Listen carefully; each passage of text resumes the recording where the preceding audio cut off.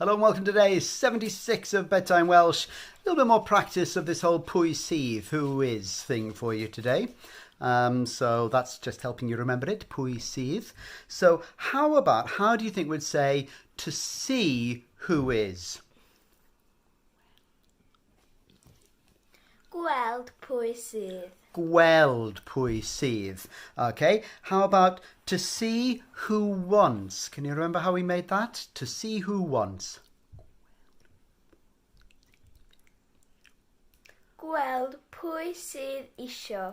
Gweld pwy sydd isio. And well done if you nailed that one, because that works in a very different way to English, so it's normal for you to find that a little bit tricky. If you got that right first time, then you're absolutely flying. And if you didn't, don't worry, it'll just take a bit of time.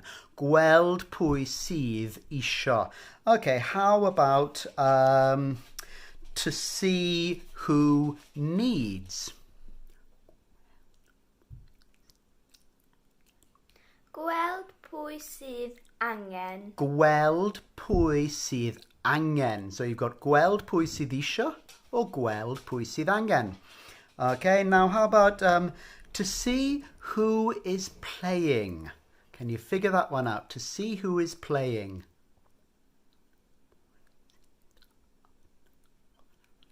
Gweld pwy sydd yn chwarae. Gweld pwy sydd yn chwarae. Now, if you said gweld pwy sydd chwarae, that was really, really good and you're doing really well.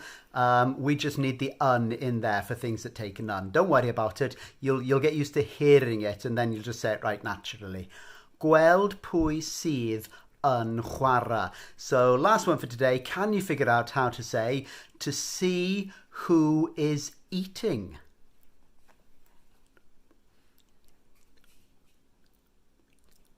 Gweld pwy sydd yn bwyta. Gweld pwy sydd yn bwyta. If you nailed the un that time, well done. If not, don't worry, it'll come. Gweld pwy sydd yn bwyta. So that's just a little bit of extra practice for you with those and something extra for you tomorrow. So that's it for now. Okay. Hwyl am y tro. We'll see you tomorrow. Ta! Bye.